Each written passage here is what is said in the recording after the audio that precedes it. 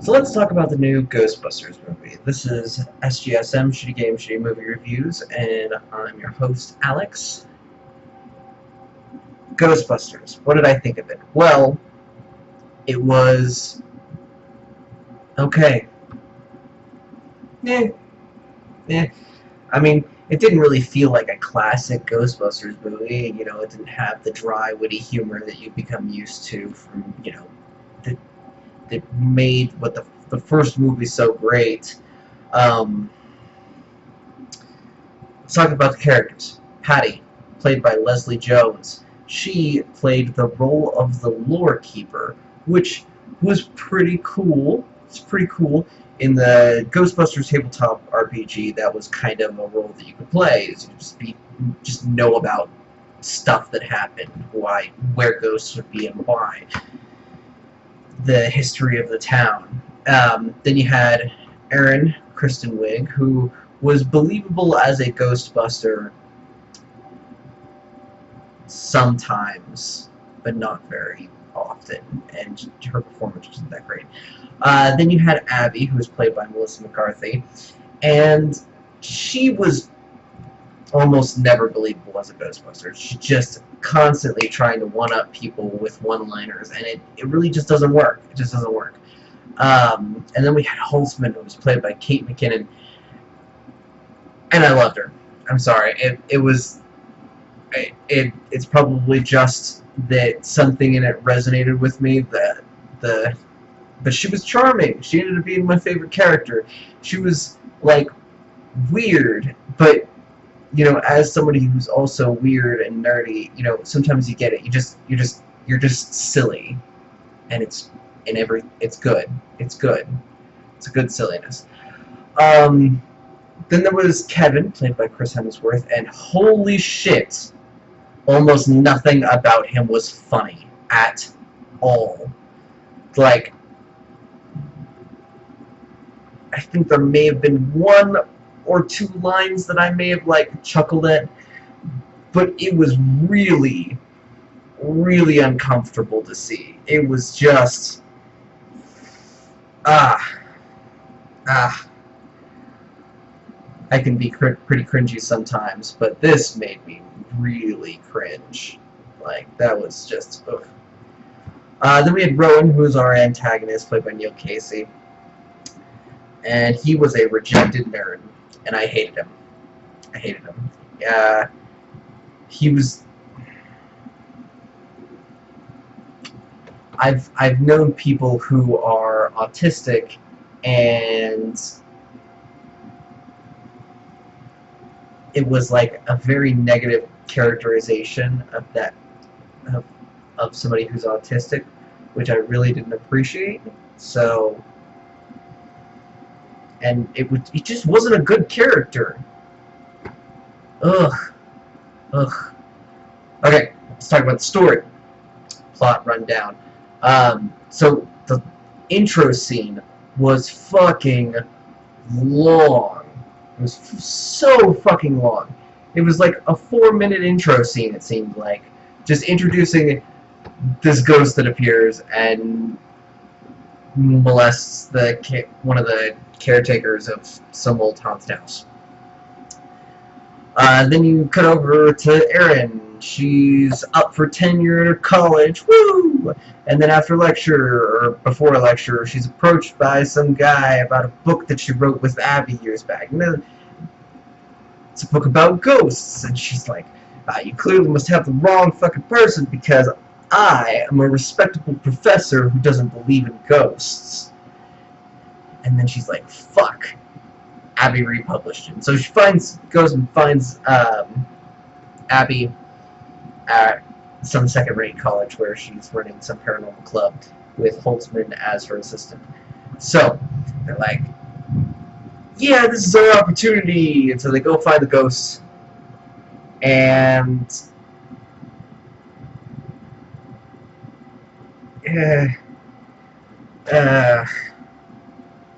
they kind of remove it. They kind of get it out of the house, but they don't really get rid of it. But they get some good footage of it, and they get some footage of it vomiting all over Kristen Wiig. There's a lot of Kristen Wiig getting slimed in this movie. So if that's kind of your fetish, which it might be, because I mean Kristen Wiig is kind of hot in a nerdy way, and I probably wouldn't mind sliming all over her. But I mean that was a little too much in the movie. It was a little too much, and I think that there was supposed to be a joke in there about that, but it was very poorly executed. So then they put the video up on YouTube. Nobody believes them! Surprise, surprise! Not really surprising. This is also in a world where the original Ghostbusters never happened, so people don't believe in ghosts, and people don't think that ghosts exist. I don't know. It's wasted opportunities. So nobody believes them. They bring up the issue of their funding to the second-rate college, and getting the program expanded and being like, hey, we found a ghost. You know how big a deal this is? And the guy's like, psh, we run a professional establishment around here. The joke is that it's like only been around for 5 years. It's basically like, it's not a for-profit college, but it's one of those like tiny brand new colleges that tend to focus more on like technical training, I guess. I don't know. I think it's like a community college. So then they decide to become Ghostbusters. They get kicked out of the college, and they steal a bunch of equipment from the college, and they decide to become Ghostbusters. And they go to the firehouse the original Ghostbusters were in, and they were like, oh, this place is great, how much is it? And they're like, $21,000. They're like, yeah! They're like, wait, a month. And you're like, yeah. You're like, at this point you're already being like, well, at some point they're going to get into the firehouse. Once they're successful, their budget allows it or something. You know what's going to happen. So instead, they end up in the top of a Chinese restaurant where they look for a secretary, and they hire Kevin, who is played again by Chris Hemsworth, and Kevin is an idiot. Kevin is just absolutely just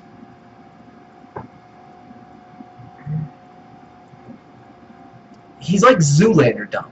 That's what it is. That's what it. I was trying to figure out, how dumb is Kevin? Kevin is like Zoolander dumb. Like, the files are inside of the computer, beat the shit out of the computer to try to pull the files out. That's how dumb Kevin is.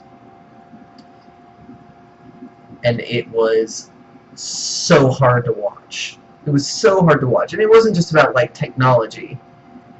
It was about, like, everything. Just a dog named Mike Hatz that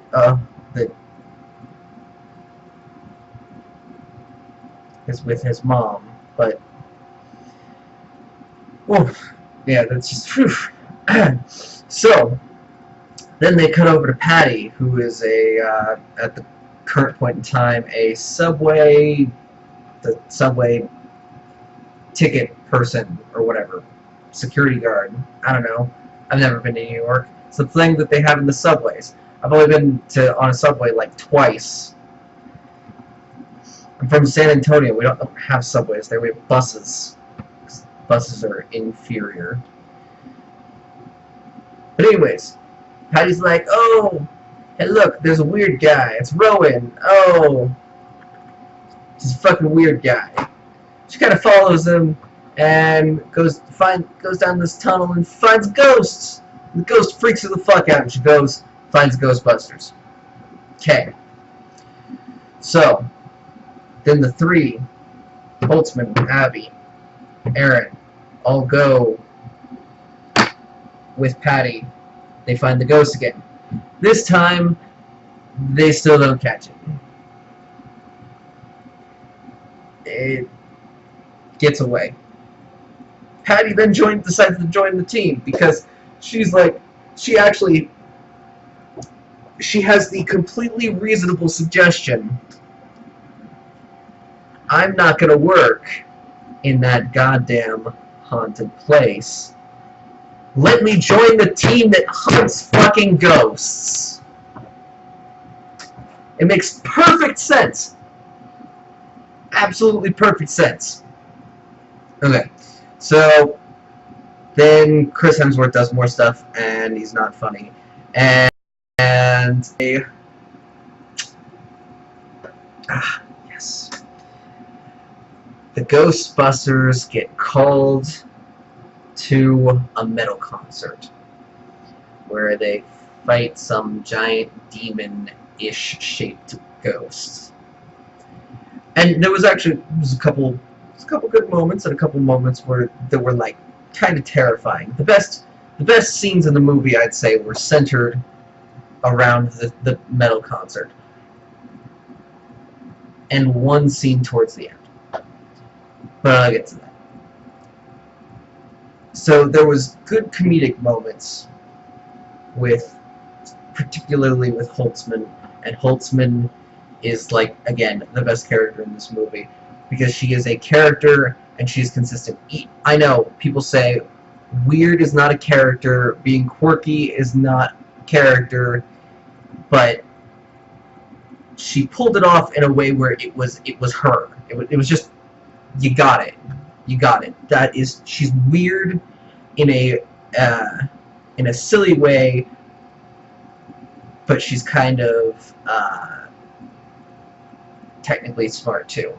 When she is talking about the technical stuff, it's kind of like in a gritty engineering, like mechanics sort of way, but you get it. You get that she's smart and you can believe it. But when, like, Melissa McCarthy is trying to do that, you're like, and it's just gone. Suspension of disbelief, totally gone. It's just gone. So they go to this metal concert, and they finally manage to trap a ghost after a lot of hijinks, and there's a lot of people there, and so, like, a bunch of people frickin' saw it, and they finally capture a ghost. So Mayor calls them up and is like, oh yeah, by the way, thanks, we're aware of the existence of ghosts. We believe you. We would like you to keep doing your job. Just don't let but we're gonna say that it's a hoax. And I was like, at this point I got really confused, because I was like, okay, so what you could do here is that you could say that we'll call what it is a hoax, but we'll put you on payroll. So you are being paid, everything is covered, but part of your job is also making sure that this information doesn't go public. Basically drafting them into government classified shit. Like, hey, you guys now being brought in under this classified stuff, so yeah, don't tell anyone or we'll kill you. You guys are basically scam artists, at least in the media. And if they had said, hey, we'll pay you a bunch of money to keep quiet, then there'd be like a conflict. It'd be like, okay, well, we're actually getting paid to do this cool thing, to do all this research and to develop ghost hunting technology, but we're just not supposed, but we have to pretend that it's fake. Okay. And then when the big event with Rowan comes, and there's the big climax scene, which you clearly it's coming because you've probably seen the trailer, you're like, oh, yeah. Then there would be conflict, because now it's out there that there's ghosts. Man, why didn't you guys keep this under wraps? And if they'd been allowed to do their investigation if they had wanted to. But they didn't do that. They didn't do that. They didn't do that.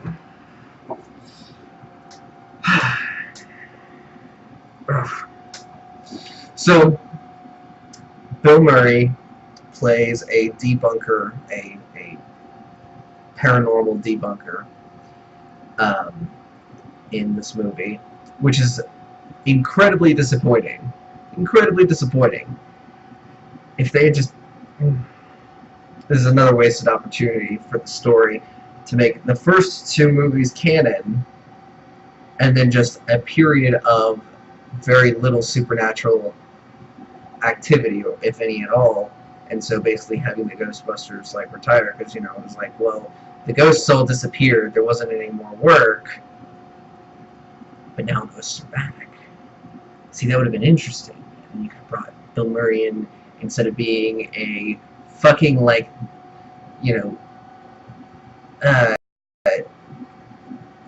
debunker. You could have had him be fucking his original character in the first Ghostbusters, being like, hey, we appreciate that you want to like revive our legacy or something like that, but whatever. And then she's like, oh no, but we actually found the ghosts. He's like, these actually look like our devices, and she's like, oh yeah, we read about, in the papers what kind of stuff you guys had, and we got some schematics, and we were able, with our college budgets, to be able to rebuild this stuff. And she'd be like, oh man, that'd be really cool, It's like, awesome. I mean, we're out of the game because we're old and stuff, but right on. You got our support, kind of thing. Thumbs up, that would have been cool, kind of passing the torch thing like they did in Star Wars. But no. And then we find out that Rowan is evil, even though we see basically that he's gone to all of the places where ghosts have appeared and put these weird fucking devices that basically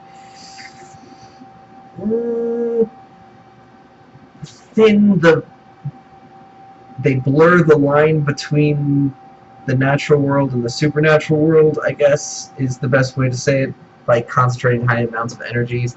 It's pretty... It's like, it doesn't really matter in the story, in the scheme of things. So, Rowan is evil, and you find out that he's been having all of these ghost events occur on ley lines, and then where these ley lines meet is at a hotel that he works at, and he's built this giant machine in there that apparently nobody's noticed, and he uses it to kill himself so that he can use the machine to break through the natural border and lead an army of ghosts and take over the world.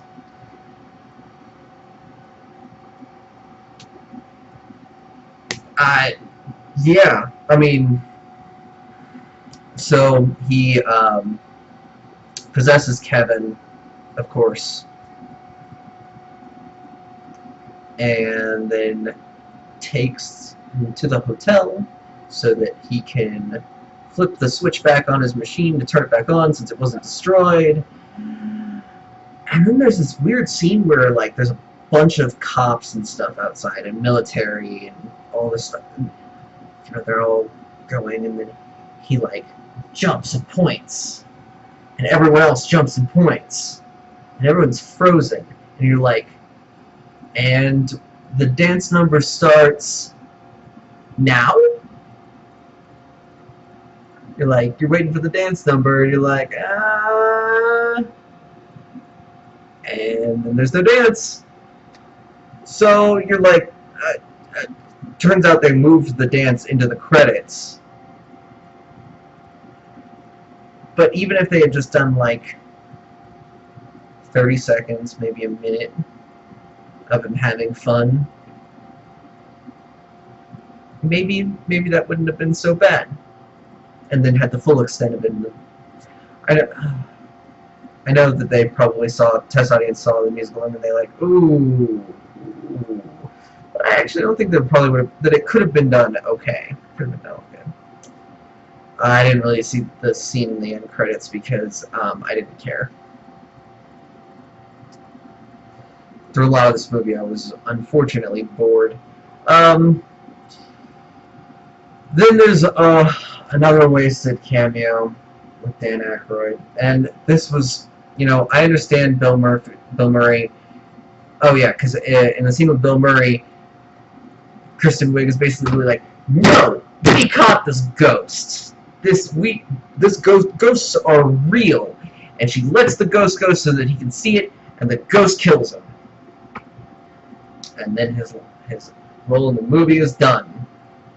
It's fucking wasted cameo. So then you got Dan Aykroyd. He's playing a taxi driver, and Kristen Wiig needs to get to the hotel where all the ghosts are coming from. And now with this scene, they could have done a multi-level cameo with lots of references, and could have been fucking great. Okay, since the ghosts are all kind of around, Dan Aykroyd pulls up in a taxi cab. What scene does that remind you of in the original Ghostbusters? The scene with the taxi cab driver. So Kristen Wiig has this dialogue with him where she's like, I need to go down to this hotel, and he's like, well, that's past Chinatown, that's, you know, 1 block further than what I want to go. He's like, but I ain't afraid of no ghosts. And you're like, oh my god, that's so much wasted potential. Because you know what they could have done? They could have done where a ghost went in through the tailpipe. It's like where they showed Dan Aykroyd, so that, you know, in an establishing shot, and, you know, she saw him, and so she thinks he's a normal cab driver, and she gets into the cab, and the ghost enters through the tailpipe, possesses him. Then you've got the zombie-like ghost from the first Ghostbusters movie, but with Dan Aykroyd's voice. And he says, he's like, and then he basically does that whole spiel again, but without showing. And,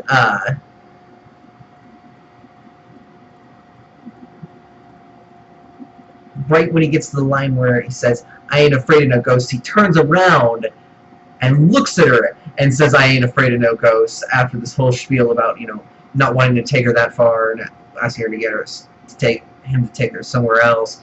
And then she, like, freaks out, jumps out of the cab, and he's like, whatever, and then he drives off, and he doesn't even realize that he's been possessed by a ghost. And that would have been fucking hilarious! But no. Instead, they had an unfunny scene with a few lines. And you know what? Bill Murray, I get why they had to put Bill Murray in a role where he wasn't going to have a lot of lines, and he wasn't going to really be able to fuck it up, because he didn't want to be in this movie. But it's like, but they were basically pressing. They're like, yeah, if you're not in this movie, we're probably going to throw some litigation at you about, you know, contractual obligations with the intellectual property, because we own Ghostbusters, so, you know.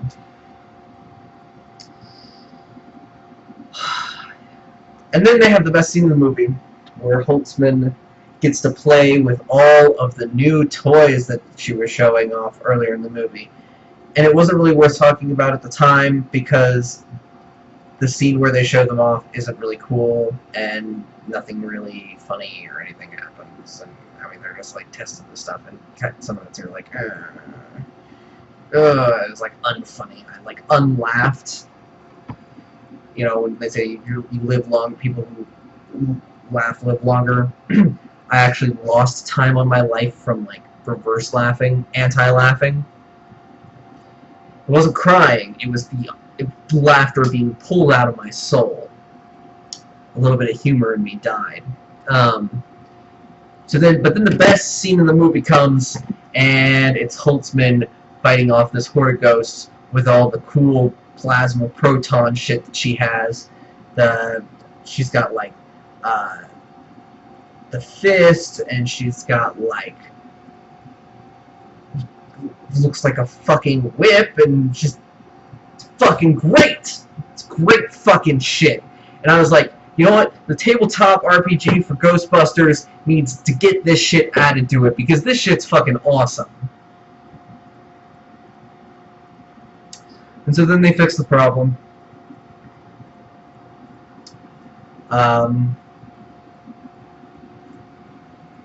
Uh, Part of it was by shooting. Just when the town transformed after all the ghosts got released, it was like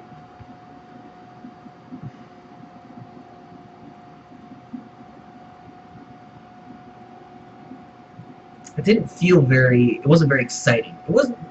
That's the climax. Unfortunately, wasn't as exciting as I was hoping. It felt kind of forced and premature. Like the group had only caught one ghost. Up to this point, they've caught one ghost, and suddenly they're being asked to be badasses, and that kind of made it hard. And because there was no montage or anything of them like finding other ghosts like there was in the first one. In the first movie, they're like, once the first couple cases start coming in, they do a montage and they start showing all the people and being like, them arguing to each other about, what kind of ghost it actually was because they charge more for a particular kind of ghost. And, it's funny stuff. It's good stuff, and, it's a montage, and it shows that they're getting experience and they're getting their system down and that they're catching a lot of ghosts. In this, it's like, you're like, how, when did they become badasses? They're kind of like flailing around until the end when they're suddenly like, let's fucking kill some ghosts! Like, plasma, proton, burst punch, fuck up some ghost stay. And it's just, I mean, Holtzman's scene in that is awesome as an action sequence. But that whole final sequence just didn't feel that great. So then they fix the problem. They send Rowan back to the nether world, and Abby and Aaron. Abby almost falls into the abyss and is saved by Aaron, I believe. Yes. And they come out with white hair, and that's a joke. They came out with white hair. I don't know why, but they come out and they're like they look the same age, but all the color from there is gone from their hair. And I'm like, but why? Like, no explanation or anything. It's just supposed to be funny for some reason. I don't get it. And then they move into the firehouse because the city is thankful to them.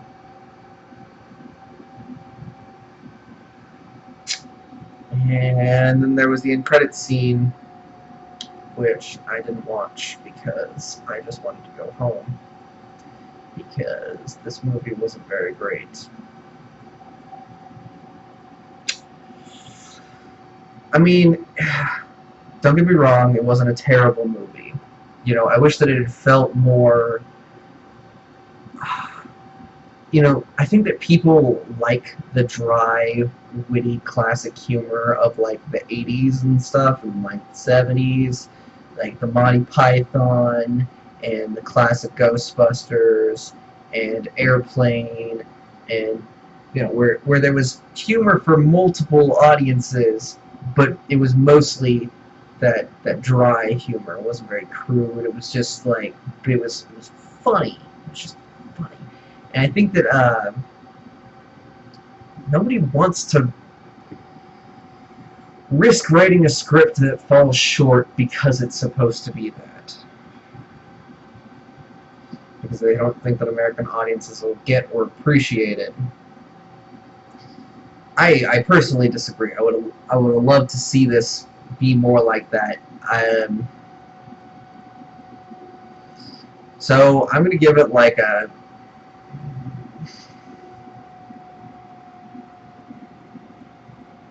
probably like 5 shots of Dan Aykroyd's Crystal Skull vodka out of 10. I think that I could get through the movie again on 5 shots. Yeah, I think I could do that. Anyways, if you like the video, like, comment, subscribe. SGSM. The next movie review that I do is Jason Bourne, because that's the next movie that I saw. Alright. Alright, see you guys next.